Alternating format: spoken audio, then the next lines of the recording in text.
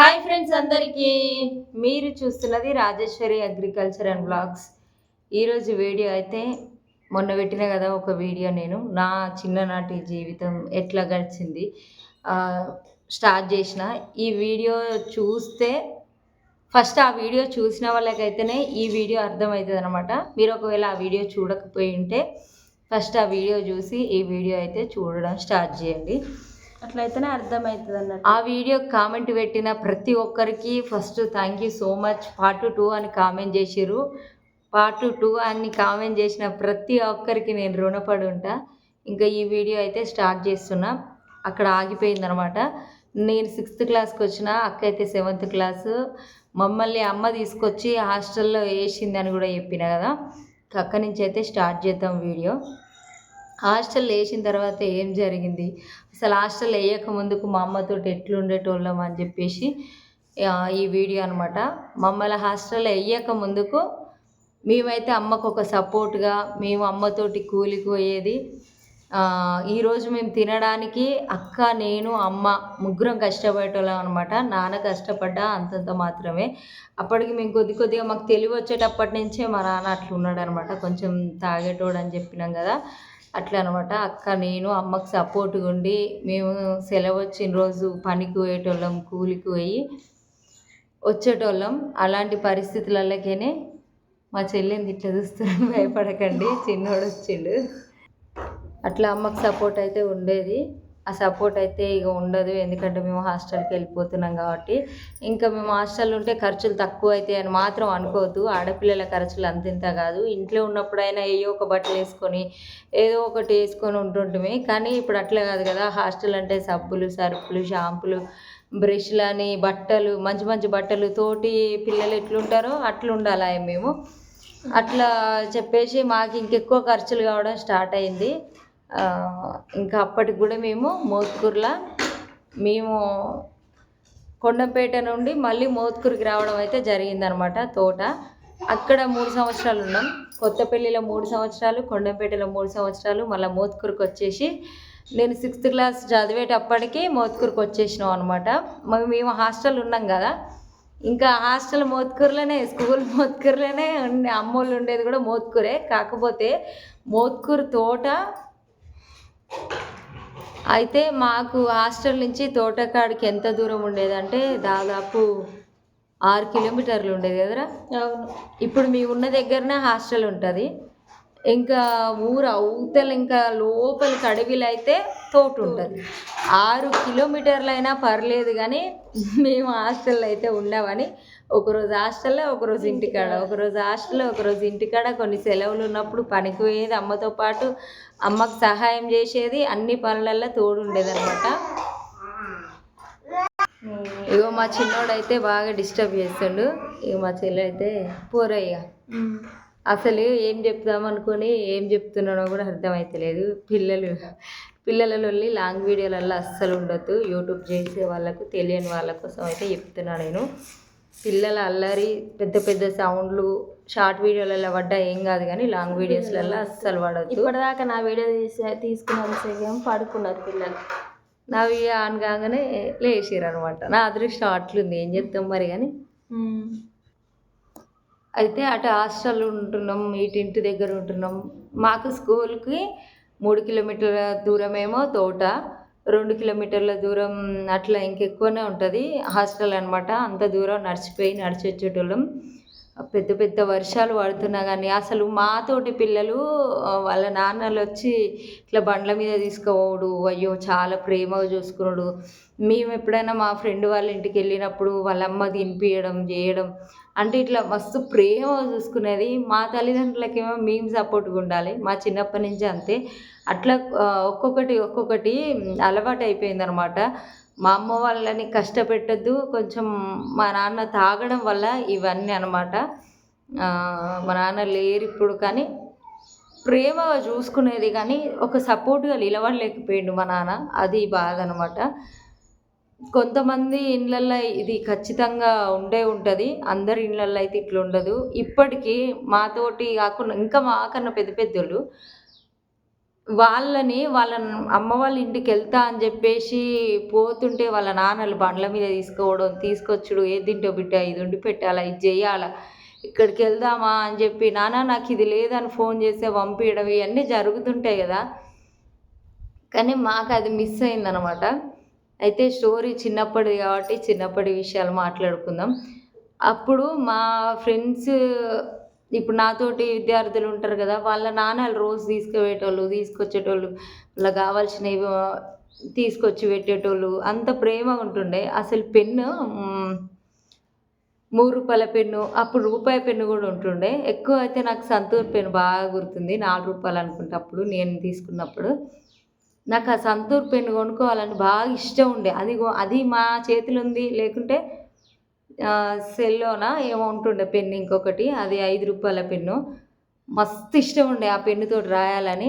కానీ నేను ఎప్పుడు కొనుక్కోలేకపోయినా. అయితే నేను ఒకసారి జెండా వందనానికి ఇట్లా గేమ్స్ పెడతారు కదా, స్కిప్పింగ్‌లా గెలిచిన అనమాట. గెలిస్తే ప్రైజ్ ఇచ్చిర్రు నాకు. రూ. 5 పెన్ను నేను కావాలనుకుంటే రూ. 10 పెన్ను గిఫ్ట్‌గా ఇచ్చిర్రనమాట. ఫస్ట్ వచ్చిన నేను. గేమ్స్ కూడా మస్తు ఆడుతుంటే నేను. వెనక పోకుండా మంచిగా ఆడినా కానీ మా అమ్మ సడన్‌గా హాస్టల్ వేసింది. ఇక్కడ వాతావరణం చేంజ్ అయింది. అంతకన్నా ముందు చదివిన స్కూల్‌లో ఫస్ట్ ఉన్నా నేను. సడన్‌గా ఇట్లా వేరే, మేము అడవి ప్రపంచం లెక్క పెరిగి సడన్‌గా ఈ మోత్కూర్‌ల 6th క్లాస్ యూపీఎస్ చదివిన నేను. 5th క్లాస్ నుంచి ఫస్ట్ క్లాస్ నుంచి 7th క్లాస్ వరకు ఉంటదది. అది మా హాస్టల్‌కి దగ్గర అని మా అమ్మ వేసింది. ఆ స్కూల్‌లో జాయిన్ చేయడంతోటి ఎందుకో భయమో, సార్‌లంటే ఏదో భయంతోటి చదవలేదనమాట. ఎగ్జామ్ పెడితే కూడా ఏదో పోగొట్టుకున్నట్టు రాయకపోయేది. ఏం రాయకుండా పేపర్ కూడా ఇవ్వకపోయేది సార్‌లకు నేనైతే కొన్నిసార్లు. ఏమి రాయంది ఈ పేపర్ ఇస్తే ఎట్లుంటదని. అట్లా అనమాట. నీది నువ్వు వచ్చినట్టు హాజరు పడ్డది, మరి నీ పేపర్ ఏదంటే కూడా చెప్పకపోయేది. ఇక నేను సైలెంట్‌గా ఉండేది. ఏమో సార్ నాకు తెలవదు అన్నట్టుగా నిలబడేదనమాట. అట్లా చేసేది. అట్లా చేసి ఏమైంది, చదువులో వెనకబడిపోయినా నేను.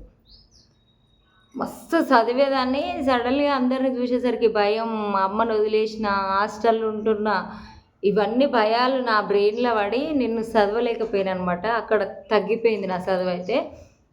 ఇంకా 6th క్లాస్‌లో అట్లా అయిపోయింది కాబట్టి నేను అస్సలు ఉండను అంటే ఉండనని మస్తు ఏడ్చేది. మా నాన్న వస్తే అస్సలు ఇడిచిపెట్టేదాన్నే కాదు నేను. కానీ మా నాన్న రాలేదని ఇంతకుముందు చెప్పి అంటే ప్రేమ చూపిస్తాడు మా నాన్న. కానీ ఆ రోజంతా ప్రేమ అంటే మమ్మల్ని తీసుకోవడం, తీసుకురావడం, అసలు మా నాన్న అట్లా చూస్తే మేము హాస్టల్‌లో ఉండే పరిస్థితి రాకపోతుండే. అమ్మ దగ్గరికి పోయి కూలికి పోయే పరిస్థితి రాకపోతుండే. అదనమాట బాధ. మంచిగా ఉంటే అయిపోతుండే. అందరి పిల్లల లెక్క మేము కూడా ఉంటుంటిమి అనిపిస్తుంది కొన్నిసార్లు. ఇంకా మా నాన్నతోటి వాళ్ళందరూ ఇల్లు కట్టుకున్నారు, పిల్లల్ని మంచిగా చదివిపించుకుంటుర్రు, ప్రైవేట్ స్కూళ్ళు ఇట్లా మంచిగా చేసుకుంటున్నారు. కానీ మేమెందుకో వెనకబడిపోయినాం. ఎవరైనా తండ్రులు తాగేవాళ్ళు ఈ వీడియో చూస్తున్నట్టయితే మానేయండి. పిల్లల కోసం, చిన్న చిన్న పిల్లలు ఉండి మీ కళ్ళ ముందే స్కూల్‌కి వెళ్తుంటే వాళ్ళని పట్టించుకోకుండా తాగడం ఒకటే అని చెప్పి ఉండొద్దు. పిల్లల్ని పట్టించుకోండి. మీ పడ్డ బాధ మీ పిల్లలు పడొద్దు. మా నాన్న తాగడం వల్లనే నేనైతే 100కి 100 చెప్తా నా జీవితం ఇట్లా అయిపోవడానికి కారణం. మా నాన్న మంచిగా ఉంటే అయిపోతుండే. తాగొద్దని మస్తు చెప్పినాం, దండం పెట్టినాం, కాళ్ళు మొక్కినాం, అన్నీ చేసినాం కానీ ఇంకా దానికి బానిస అయిపోయిండు. అందుకే మాకు ప్రేమ దాంట్లో తక్కువ చేయలేదు. మస్తు ప్రేమగా చూసుకున్నాడు. ఆ ప్రేమ అంటే ప్రేమగా చూసుకుంటే ఏముంది, ఈరోజు ఆడపిల్లల జీవితాలు ప్రేమ ఒకటే సరిపోదు, అన్నీ ఉండాలి. అన్నీ ఉంటేనే ఆడపిల్లల జీవితాల చక్కబెట్టొస్తుంది. 6th క్లాస్ వరకే చెప్పిన కదా నేను ఈ వీడియోలో. ఇంకా 7th అయిపోయింది. ఇంకా పిల్లలు అంటే ఇక మేము పెద్ద పెద్దగా అవుతున్నాం కదా, 7th ఇట్లా హాస్టల్ ఉంటున్నాం. ఇంకా అమ్మకి సపోర్ట్గా ఉంటున్నాం, తమ్ముని చెల్లెని చూసుకుంటున్నాం, స్కూల్కి వెళ్తున్నాం, అన్నీ చేస్తున్నాం. స్కూల్ అయితే ఎప్పుడు ఆఫ్ చేయలే. ఒక్కరోజు స్కూల్కి పోనన్నా కానీ మా అమ్మ ఒప్పుకోదు. మా అమ్మ ఇట్లా చూస్తే చాలు కంటి చూపుతోటే మమ్మల్ని వణికిస్తుంది అనమాట. ఇప్పటికి కూడా ఒక్క చూపు చూసిందంటే అక్కడ ఉండదు, వెళ్ళిపోవాలి అట్లా అనమాట. అంత భయం మా అమ్మ అంటే. ఆడపిల్లల కన్నా ప్రతి తల్లి అట్లనే ఉండాలి, అంతే స్ట్రాంగ్గా ఉండాలి. మా అమ్మని చూస్తే అట్లా భయపడేదనమాట. ఒక్కరోజు ఇంటికాడ ఉండనిచ్చేది కాదు. నా పిల్లలనన్నా మంచిగా చదివిపిస్తా, నేనంటే ఇట్లా అయిపోయినా, నా పరిస్థితి లెక్క నా పిల్లలకైతే వాళ్ళు ఏదో ఒకటి చేసుకొని బతికే స్టేజ్‌లో ఉండాలని చెప్పి మా అమ్మ మంచిగా ఆలోచించింది. కానీ ఇంకా చదువుతూనే ఉన్నాం. సెవెంత్ అయిపోయింది. ఎయిత్‌కి వచ్చేసిన. అక్క నైన్త్. మా అక్కకి నాకు ఒక్కటే సంవత్సరం గ్యాప్ అనమాట. అంటే పుట్టడంలో 2 సంవత్సరాలు కానీ చదవడంలో ఒకటే సంవత్సరం. ఇంకా అందరూ మా క్లాస్‌లో పెద్ద పెద్దోళ్ళు ఉంటుండే. నేను మాత్రం చిన్నదాన్ని. అట్లా చిన్నగుంటుండే. ఎందుకిట్లా నా ఫ్రెండ్ ఉన్నది ప్రణయ, శ్రవంతి ఇట్లా. వాళ్ళు గూడా నా అంత వయసే. నా అంత చిన్న పిల్లల్ని నేను ఫ్రెండ్స్ లెక్క చేసుకున్నా. ఇంకా మిగతా వాళ్ళందరూ పెద్ద పెద్దోళ్ళనమాట. 2, 3 ఇయర్స్ పెద్దోళ్ళయి ఉంటారు వాళ్ళు. అట్లున్నారనమాట అందరూ. ఆళ్ళని జూసి ఇట్లా ఇంత పెద్దోళ్ళ దాంట్లో మనమేం చదువుతాం అట్లా అన్నట్టుగా కొద్దిగా చదవలేకపోయినా. అది గాకుండా ఏం జేసేది స్కూల్‌కొచ్చేది, కొద్దిసేపు ఉండేది. మధ్యాహ్నం కాంగానే ఇంకా మా ఫ్రెండ్స్‌ని తీసుకొని తోటలోకి పోవుడు. అట్లా కొన్ని సార్లయితే బడి ఎగ్గొట్టినాం అనమాట. ఇంకా ఆ రోజులు గుర్తొస్తే నవ్వొస్తది, బాధ అనిపిస్తది. మంచిగా చదువుకొనుంటే అనిపిస్తది. అక్క నువ్వు ఎంతవరకు చదివినావని కూడా చాలామంది కామెంట్ చేస్తున్నారు. అయితే ఇది సెవెంత్ అయిపోయింది. ఎయిత్‌కి వచ్చేసినాం. మా అక్క నైన్త్. ఇంకా మేము కొద్దిగా పెద్దగా అవుతున్నాం కదా! ఆ నైన్త్, ఎయిత్ అప్పుడే పిల్లల్ని పెద్ద పిల్లలు అయితుర్రు. తల్లిదండ్రుల ఆలోచన ఎట్లుంటది, ఇంకా ఆడపిల్లలు ఇక పెళ్లి చేసి పంపియాలి. మా దాంట్లో అయితే అసలు చిన్న చిన్న పిల్లలకే పెళ్ళిళ్ళు చేస్తారు. అట్లాంటి కులం అనమాట మాది. చేయాలి. అయ్యో బిడ్డలు పెద్దగా అవుతుర్రని మా అమ్మ అప్పటికే 12, 13 సంవత్సరాలు వచ్చేసరికే బిడ్డలు పెద్దగా అయిపోతున్నారట.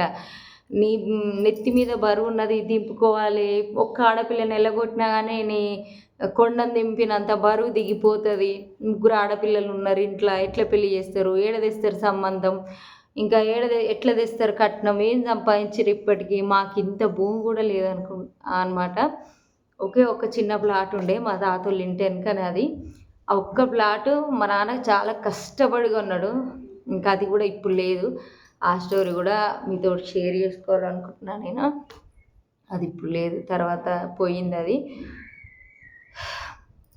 ఆ చిన్న భూమి ఉన్నదనే ఒకే ఒక ఆశతోటి మా వోళ్ళైతే ఇట్లా అడవులలోనే ఉంటుర్రు. మేము మా కులపోళ్ళ దాంట్లో కలవలేదు.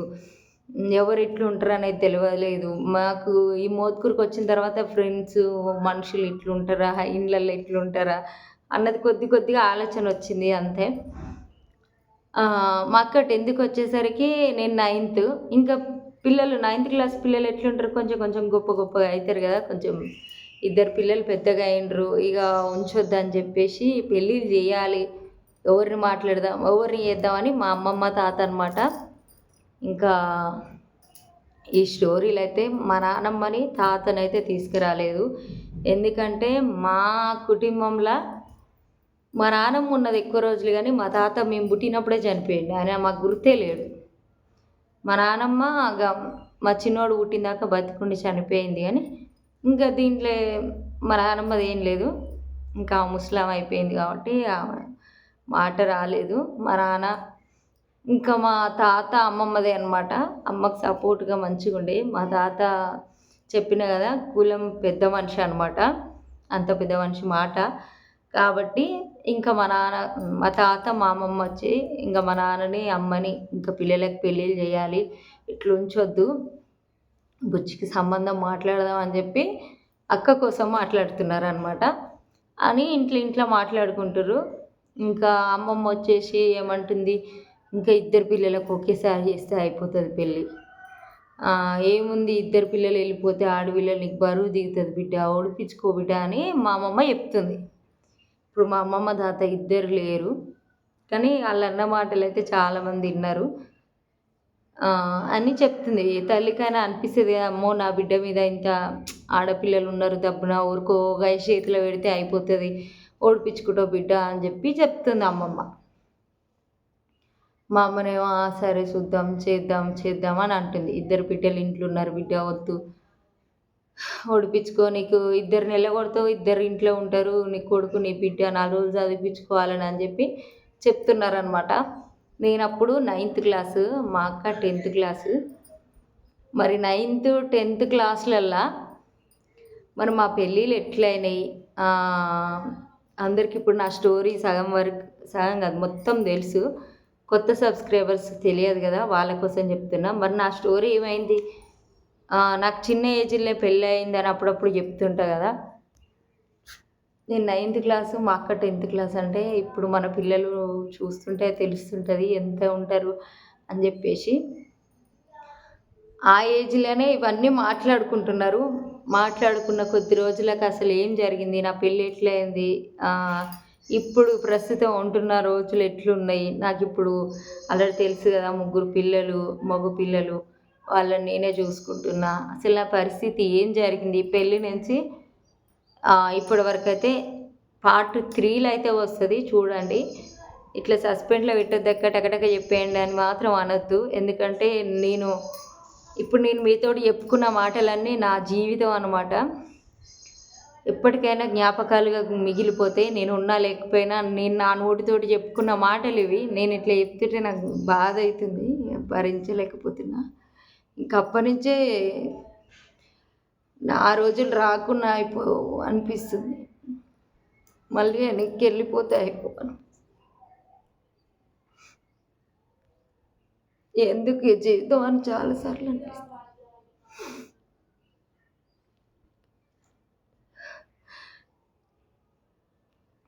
ఆ రోజులు అట్లా వచ్చి ఉండకపోతే నేను అందరు లేకుండా. చాలా కారణాలు ఉన్నాయి నా జీవితం ఇట్లా అయిపోవడానికి.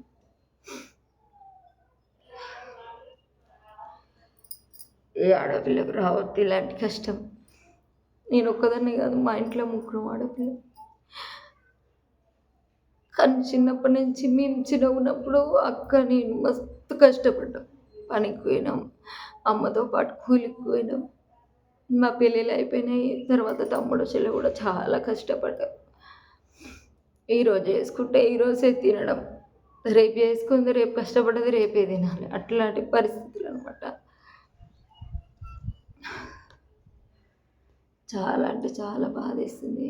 అవన్నీ మాటలతో చెప్పుకుంటే, ఇవన్నీ నేను ఉన్నా లేకపోయినా అన్ని గుర్తులుంటాయి, నా పిల్లలైనా చూసుకుంటారు. కాకపోతే అందరూ కూడా అడిగారు కదా పార్ట్ 2. ఇప్పుడు పార్ట్ 3 అని కామెంట్ చేస్తే నా పెళ్ళి నుంచి స్టార్ట్ చేస్తాను నేను.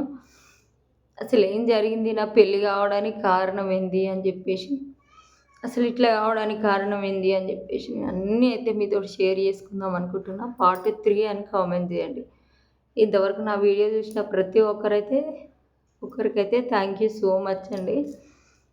బాయ్ మరి.